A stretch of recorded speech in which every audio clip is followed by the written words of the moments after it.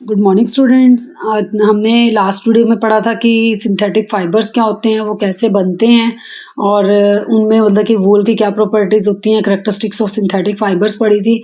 और हमने क्या स्टडी किया था, acrylic fibres etcetera. Let we start plastics. Plastics क्या होते हैं? प्लास्टिक भी एक पॉलीमर्स ही होते हैं बट सिंथेटिक फाइबर से डिफरेंट होते हैं। ऐसा क्यों? अगर मैं बात करूं, सपोज प्लास्टिक है इस तरह के लिंक्ड हैं कि जो मतलब कि लीनियर पोजीशन में होते हैं। प्लास्टिक्स कैसे होते हैं? जैसे ये लीनियर पोजीशन हो गई, ये हमारा प्लास्टिक्स हो गया, लीनियर पोजीशन में हो गई। अगर हमने इनको ज्वाइंट कर दिया, ये हमारी इसकी होगी लिंक्ड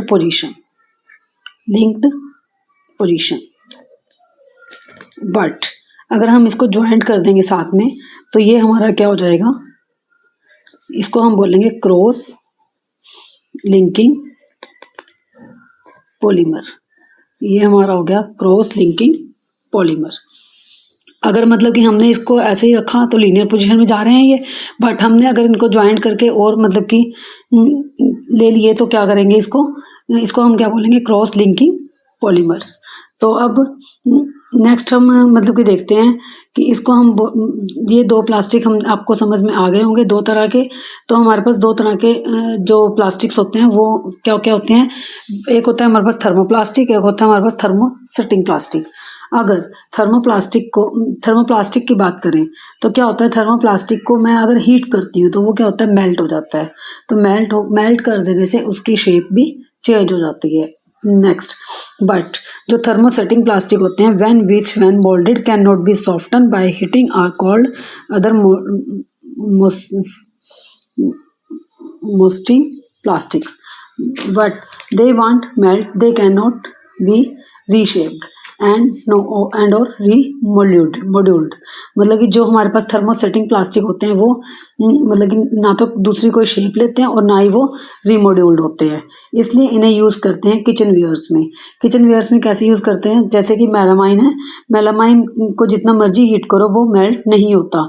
तो हमारी किचन में आपको पता है कि जो मतलब कि मेलामाइन की क्रॉकरी होती है, या किचन में टाइल्स लगी होती हैं, या किचन का फ्लोर टाइल्स वाला होता है, तो इसलिए हम इनको मतलब कि जो थर्मोसेटिंग प्लास्टिक होता है ये इसको हम किचन में यूज़ कर सकते हैं।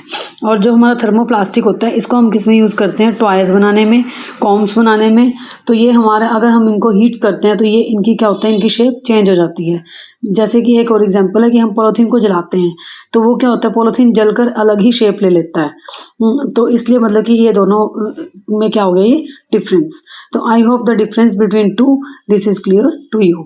अब कैरेक्टरिस्टिक्स ऑफ प्लास्टिक। नाउ सबसे पहली कैरेक्टरिस्टिक्स है, अगर मैं बोलूँ कि क्या प्लास्टिक को हवा में रख सकते हैं तो उसका कोई रिएक्शन हो रहा है? क्या प्लास्टिक का हवा के साथ कोई केमिकल रिएक्शन होता है? No, because plastic is no reactive. Plastic कभी भी रिएक्शन नहीं देता। तो आगे अगर वाटर में डाल दें तो कोई चेंज होता है? No, don't react with water and air. तो मतलब कि अगर उसको वाटर में भी डाल देते हैं उसमें कोई भी चेंज नहीं होता। तो डू नॉट करोड इजीली। और कुछ प्लास्टिक को अगर मेल्ट करो तो उनकी शेप अलग अलग हो सकती है, तो इसीलिए हम बोल देते हैं do not crore easily. Plastic is light, strong, durable. तो आपको पता ही है कि प्लास्टिक का आप कोई भी डिब्बा ले लो जैसे, तो उसको उठा के देखोगे तो उसमें उसके मतलब कि इतना ज़्यादा वो भारी नहीं होता। तो इसलिए उसका वेट कितना होता है? लाइट होता है, स्ट्रॉन्ग होता है। स्ट्रॉन्ग तो वो होता ही है, और जल्दी से वो मतलब कि ड्यूरेबल ये है कि भी वो डिकम्पोज हो भी सकता है और नहीं भी हो सकता, दोनों बातें हैं। तो वो मॉड्यूल जल्दी हो जाता है डिफरेंट शेप्स में। जो हमारा प्लास्टिक का कोई भी डिब्बा हो गया या कोई भी बॉक्स हो गया, तो लास्ट हमारे आगे मॉड्यूल्ड इन डिफरेंट शेप, तो वो मतलब जल्दी से मॉड्यूल हो जाता है। तो चीपर देन मेटल्स, जो और मेटल से भी वो सस्ता होता है। तो these are the characteristics of plastics. अब हमारे पास नेक्स्ट कैरेक्टरिस्टिक्स आती हैं मेन उसकी। Poor conductor poor conductors of heat and electricity. तो क्या प्लास्टिक हीट और इलेक्ट्रिसिटी को कंडक्ट करता है? नहीं। तभी तो जो इलेक्ट्रिक वायर्स होती हैं वो किसकी बनी होती हैं? वो मेटल्स की बनी होती हैं। जो उन पर कोटिंग होती है वो किसकी होती है? वो प्लास्टिक की होती है या रबड़ की होती है। पर वो प्लास्टिक की क्यों होती हैं? Because they are poor conductor of heat and electricity. तो जैसे कि मैं आपको एक बताती हूँ कि टेफ्लॉन होता है। टेफ्लॉन एक प्लास्टिक है on which oil and water do not stick. तो टेफ्लॉन क्या होता है? टेफ्लॉन एक प्लास्टिक है। तो टेफ्लॉन यूज़ होती है पैन्स पर। जो आपकी किचन में पैन्स होते हैं या मतलब कि कढ़ाई वगैरह होती है तो उस पर क्या कोटिंग की होती है? किसकी? टेफ्लॉन की। तो वो टेफ्लॉन की कोटिंग क्यों की होती है? क्योंकि मतलब कि जिससे कि वो कोटिंग उसकी कोटिंग से टेफ्लॉन की कोटिंग से ऑयल एंड वाटर स्टिक नहीं होते उसके ऊपर। तो 100 पैन्स पर टेफ्लॉन की कोटिंग की जाती है। और एक हमारे पास एग्जांपल जैसे है कि जैसे Teflon is a plastic which oil and do not stick, synthetic fibres catches fibre easily. तो जो सिंथेटिक फाइबर्स जिस पे लगे होते हैं तो उस पर मतलब कि फाइबर्स जो फायर होती है वो इजीली कैच नहीं कर पाती। लास्ट हमारे पास melamine plastic is flame resistance. Melamine की क्रॉकरी जो होती है वो किचन वेयर उससे बनते हैं बिकॉज वो फ्लेम रेजिस्टेंस होते हैं, वो इजीली बर्न नहीं होते। तो सो हम उसे यूज़ कर सकते हैं किसमें? किचन वेयर्स में। तो अब हम आगे पढ़ते हैं plastic and environment. Plastic and environment कुछ सब्सटेंसेस जो होते हैं इन्वायरमेंट में डिग्रेड डिकम्पोज कर जाते हैं, उन्हें क्या बोलते हैं? बायोडिग्रेडेबल। कुछ सब्सटेंसेस ऐसे होते हैं जो डिग्रेड नहीं करते, डिकम्पोज जल्दी से नहीं होते। Example, biodegradable gets decompose through natural processes. Example हमने जैसे नॉन बायोडिग्रेडेबल, एग्जाम्पल हम क्या करते हैं जैसे कि हमने बायोडिग्रेडेबल पॉलीथीन बनाई। क्यों बनाई है? क्योंकि वो जल्दी से डिग्रेड हो जाती है और उससे क्या होता है? इन्वायरमेंटल पोल्यूशन भी नहीं होता। तो अब हमारे पास जो नॉन बायोडिग्रेडेबल होते हैं, नॉन बायोडिग्रेडेबल क्या होते हैं? Plastic takes several years to decompose. इसको देखते हैं हम कि वो कभी भी डिग्रेड नहीं होंगे। क्यों डिकम्पोज भी नहीं होंगे? तो क्या ये इन्वायरमेंटल फ्रेंडली होंगे? नो। अगर प्लास्टिक को हम जला देते हैं, मैं उनको अगर जला ही देती हूँ तो प्लास्टिक को अगर हम जलाएंगे तो क्या होगा? गंदी गंदी फ्यूम्स रिलीज होंगी, तो वो क्या करेंगी? और पोल्यूशन इंक्रीज करेंगे। तो that is the reason why we do not want to use non biodegradable substances. Non biodegradable होने की वजह से वो बहुत टाइम ले लेते हैं, बहुत साल ले लेते हैं डिकम्पोज होने में। तो वो मतलब कि इन्वायरमेंट फ्रेंडली नहीं होते। कॉज इन्वायरमेंटल पोल्यूशन, वो मतलब कि आपको पता ही है कि वो इन्वायरमेंट पोल्यूशन क्रिएट करते हैं। तो आई होप कि जैसे ये सब्सटेंसेस आपने देखा होगा कि मॉल्स में आपको जैसे पॉलीथीन बैग्स नहीं दिए जाते, तो क्या दिया जाता है? पेपर बैग दिया जाता है। तो वो क्यों दिया जाता है? क्योंकि paper is biodegradable and polythene is not. Now तो हम क्या कर सकते हैं? जैसे अब आ गया releases lot of poisonous fumes into atmosphere, ये हम पढ़ चुके हैं। नेक्स्ट हमारा आता है अब हम क्या कर सकते हैं? मेजरमेंट्स। तो अब हम क्या करें कि हम पेपर बैग्स यूज़ करेंगे, पॉलीथीन बैग यूज़ नहीं करेंगे। Use bags made of cotton और जूट।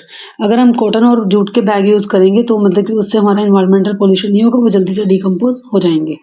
तो बायोडिग्रेडेबल और नॉन बायोडिग्रेडेबल वेस्टेज को अलग अलग कलेक्ट कर देते हैं। तो अगर हम उनको अलग अलग कलेक्ट करेंगे, अलग अलग डिकम्पोज करेंगे तो उससे क्या होगा? एटलीस्ट वो मिक्स तो नहीं होंगे और सेपरेट रहेंगे। सेपरेट मेजर्स भी दिए जा सकते हैं उन्हें। अगर जैसे वो सेपरेट होंगे तो सेपरेट मेजर्स भी दिए जा सकते हैं उन्हें, सेपरेट सॉल्यूशन भी किए जा सकते हैं। नॉन बायोडिग्रेडेबल को सेपरेट करके मेजर्स लिए जा सकते हैं ताकि वो डिकम्पोज हो जाएं। बायोडिग्रेडेबल तो खुद ही डिकम्पोज हो जाएंगे, बट इसी तरीके से हम यूज़ कर सकते हैं पेपर बैग्स, जूट बैग्स जो प्लास्टिक के नहीं होते। अदर देन दैट और मेजर्स जो आप ले सकते हैं वो क्या है? अब इसके अलावा हम जो मेजर्स ले सकते हैं वो है हमारे 5R प्रिंसिपल। 5R प्रिंसिपल में हमारा क्या होता है? Reduce, reuse, recycle, recover, refuse. अब इसको देखते हैं कि रिड्यूस क्या है। जो ये 5R प्रिंसिपल्स हैं, दे आर नथिंग। सबसे पहले हमने प्लास्टिक्स को रिड्यूस कर सकते हैं। कैसे? जैसे कि हम प्लास्टिक की कोई पॉलीथीन यूज़ कर रहे हैं। मान ली एग्जांपल हो गया कि मैंने मतलब सब्जी वाले से सब्जी ली, सब्जी वाले ने मुझे एक पॉलीथीन दिया, तो मैं उसे दोबारा रीयूज़ कैसे कर सकती हूँ? रीयूज़ का प्रोसेस क्या हो गया? रिड्यूस तो ये होगा कि मेरे घर पॉलीथीन आ गई, बट रीयूज़ कैसे होगी वो? कि जैसे मेरे घर पे काफ़ी सारा कचरा पड़ा हुआ है, मैं उस पॉलीथीन में उस कचरे को डाल दूंगी और मतलब कि वो कुछ दिन बाद में उसको मतलब कि जो होगा कूड़ेदान या कुछ भी डस्टबिन होगा वहाँ पे मैं घेर आऊँगी, उसको फेंक आऊँगी। तो फेंकने से क्या होगा, वो हमारा पॉलीथीन जो होगा वो दोबारा रीयूज़ हो गया और वो जो हमारा जो उसमें कचरा होगा वो डिकम्पोज हो जाएगा। तो इसी तरह से वो रीयूज़ हो जाएगा। That is reuse of the polythene. Again इसके बाद आता है रिसाइकिल। अगर हम कबाड़ी वाले को कुछ पेपर्स दे देते हैं तो वो क्या करता है पेपर्स का, वो उन पेपर्स को रिसाइकिल करके दोबारा पेपर्स बना देते हैं।